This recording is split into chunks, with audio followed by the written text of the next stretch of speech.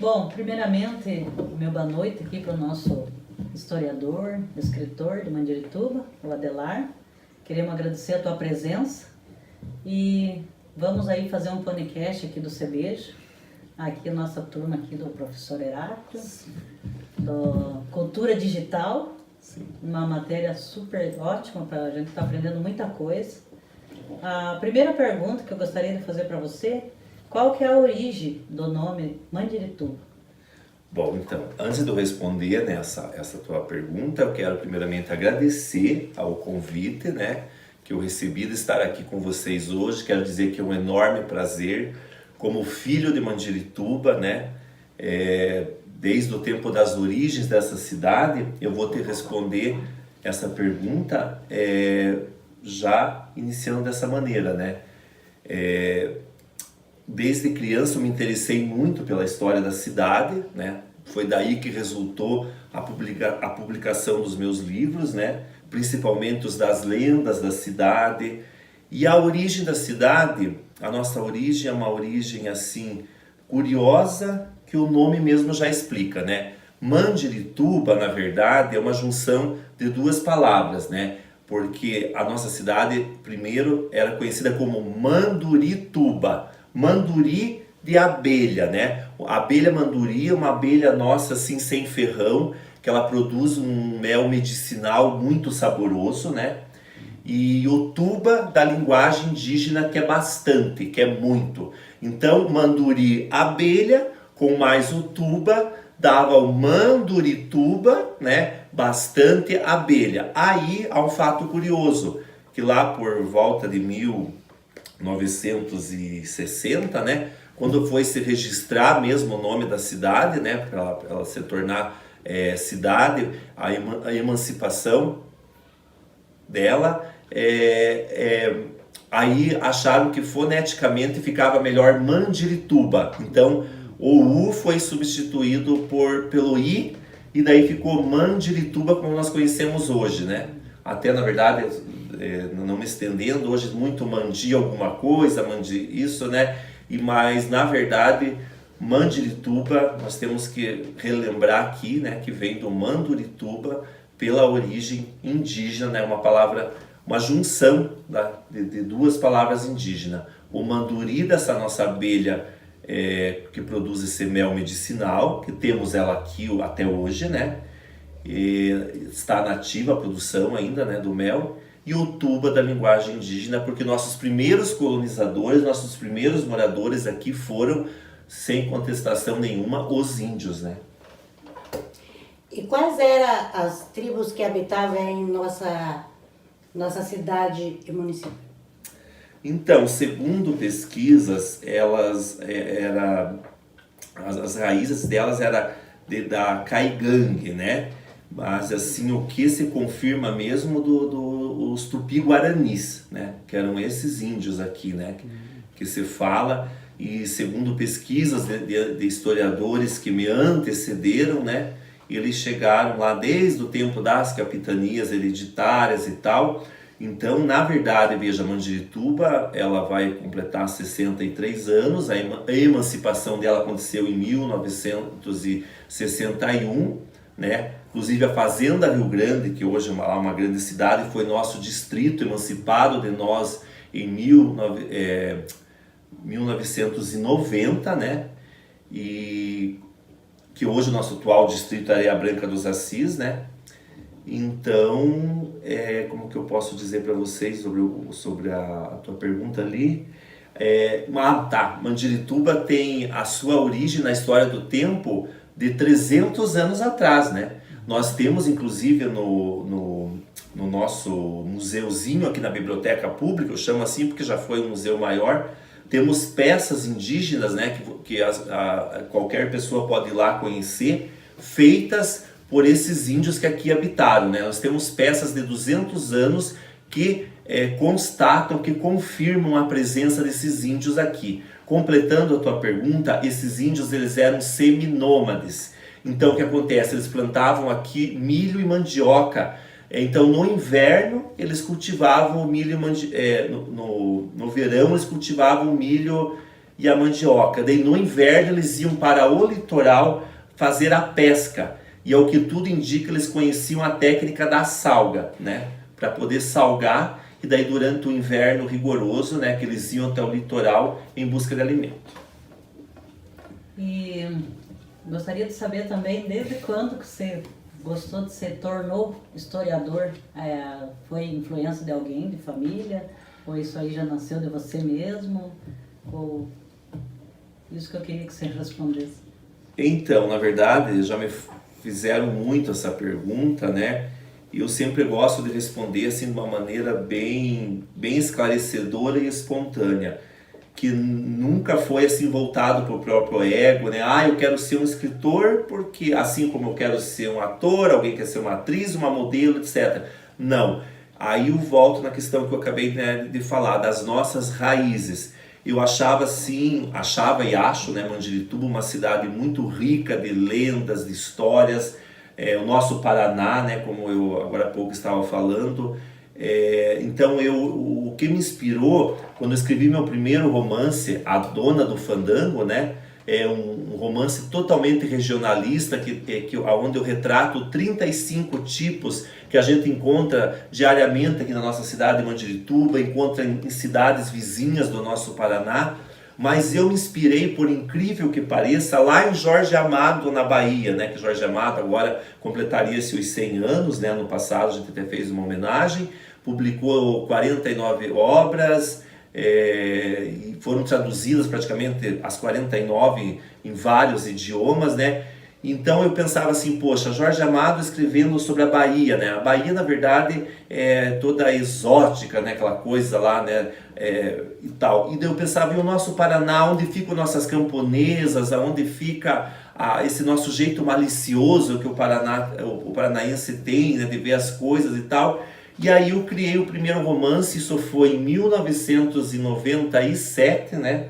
Lá se vão, que eles que estão fazendo bodas de prata, já fizeram, né, esse meu primeiro romance, ele já era voltado para o regionalismo, né? E a lenda principal, que a gente pode falar para frente, depois é um dos causos que vieram a seguir.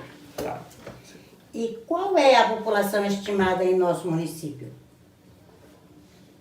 Então, agora, veja que lá em 1990 nós tínhamos 8.000, eram mais ou menos 5.000 aqui, 3.000 em Fazenda Rio Grande, né, que hoje tem acho que mais de 300.000 lá. Daí aqui nós em 2010 tínhamos por volta de já 25, agora o censo está revelando aí, que ainda não está bem completo, 36, por volta de 36 a 40.000 habitantes, né? Tá por aí ainda porque ainda está sendo concluído. Então, veja que aumentou em 10 anos aí 10.000, né? Vamos jogar aqui de 25 para 36, aumentou aí 10.000 habitantes, né? Então, uma cidade que está recebendo, acho que é interessante concluir essa pergunta, nós hoje, né, na própria biblioteca que passam pessoas, hoje nós temos uma biblioteca aqui que temos praticamente quase 500 frequentadores, leitores lá, então temos gente do norte do Paraná, da Bahia, do Mato Grosso, do Maranhão. Então eu recentemente comentei numa entrevista que a gente tem hoje aqui em Mandirituba, está morando pessoas dos 4 cantos do Brasil. Então Mandirituba está acelerada, está recebendo muitos moradores, né? Está aí com esse aumento de 10.000 habitantes, tudo para se tornar uma grande cidade, né? Mandirituba, que foi a mãe de Fazenda Rio Grande, né? O município máter da mãe da Fazenda Rio Grande, a filha que a gente chama, que era o nosso distrito, hoje também está a caminho de se tornar uma grande cidade. E outra pergunta que eu queria fazer para você, Adelar, agora na história, qual que é o forte agora da nossa cidade aqui? Antes era os frangos, tinha a festa do frango. Hoje, qual que é o forte, a economia do Mandirituba? Então, você bem falou, né, já foi conhecida como capital do frango, capital da ameixa, bem lá atrás, nos anos 70, né, no frango, acho que até o ano 2000, mas hoje, nós vamos, né, vamos chegar aqui em 2023, né, hoje nós somos, né, eu acho que nos orgulha isso, nós somos hoje a capital da camomila, né, nós já temos o selo paranaense, né, como município, isso aí tá, né, isso aí já está confirmado, como esse título, né, de Mandirituba, capital da camomila. Estamos a caminho de ser capital da camomila a nível nacional e adianto para vocês a nível nacional, a nível da América Latina, né? Então isso nos orgulha muito, porque eu mesmo posso dizer que na minha infância cheguei a colher a camomila, que era a secagem dela era feita em lençóis debaixo do calor do sol, né? Hoje existem aí, tá tudo mais industrializado, o chá já está empacotadinho aí, né? E tudo mais. E também não fica atrás o morango, né? Hoje já a produção de morango é 300 toneladas ao ano, esse número já está bem mais adiantado, né? Nós podemos ver isso aí, se informar. Mas então, hoje o forte realmente, em primeiro lugar, a camomila, aí depois, né, a agropecuária, e mais assim, em segundo fica o morango, e hoje Mandirituba é muito procurado para arrendamento de terras, né? Porque aqui ainda o clima favorece muito a plantação, né? Então também existem outros chás, outras hortaliças, né? Mas o forte realmente hoje nosso, que está, inclusive o nosso município a todo momento é destaque, né? Nas redes aqui estaduais, já foi até em rede nacional, sobre ser a capital da camomila. Adelar, eu pude perceber que temos vários bairros e eu gostaria de saber qual é a origem de Quatro Pinheiros. Do Quatro Pinheiros? Então, ali, inclusive até hoje existe, né, toda uma tradição de se levantar os 4 mastros, que são feitos de 4 pinheiros farquejados, né? Inclusive hoje mesmo tendo as serrarias, esses pinheiros são farquejados a machado, né? A serra de mão, até ele fazer aquela madeira quadrada, né? Para simbolizar justamente que eram 4, provavelmente tinham 4 pinheiros, né? Próximos, né?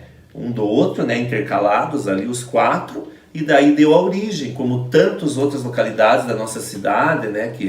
Como tem o Guapiara, né? Guapiara, né? Por causa de um salto de água, tem Lagoinha, que era uma lagoa, Queimados, né? E assim vão, na verdade, de 27 colônias, né? Que a gente tem aí com nomes diferentes, né? Se nós for citar todos aqui, nós vamos ficar à noite. E a gente viu que você escreveu vários livros, até esses contos antigos. Daí eu queria fazer uma pergunta, você sabe alguma lenda típica aqui da cidade de Mandirituba? Então, eu vou pedir licença aqui até para mostrar para vocês, né, o livro Causo dos Antigos, né? É um livro que eu acho que a maioria conhece na cidade. Além da cidade, é um livro que me deixa muito feliz, né? Aí também completando aquela pergunta que você me fez anterior, o que me levou a escrever foi justamente registrar as nossas raízes, né? Como eu disse, não foi pro ego só de querer ser um escritor e não deixar morrer aquelas histórias que eram contadas lá pelos antigos. Por isso o Causo dos Antigos, nossos avós, nossos pais, nossos tataravós, né? Histórias que foram passadas de gerações e gerações até chegarem aos dias de hoje. Mas eu me orgulho nessa parte porque é uma história da nossa cidade, não um orgulho próprio, né? Que eu digo assim, dentro dos Causos dos Antigos, recentemente foi feita uma matéria aqui em cima de Mandirituba, que é da panela de dinheiro enterrada, né? Ou pote de ouro, né? E tal, porque aqui aonde hoje, por exemplo, nós temos a nossa atual BR, né, 116, que agora foi duplicada, que passa em frente a esse casarão aqui, que na verdade eu estou com um casarão aqui do nosso distrito de Fazenda Rio Grande, mas nós temos o nosso casarão de Mandirituba, que foi construído no mesmo ano, né? Esse casarão que quem passa pela BR, ele está de costa para nós, por quê? Aí eu respondo concluindo da lenda.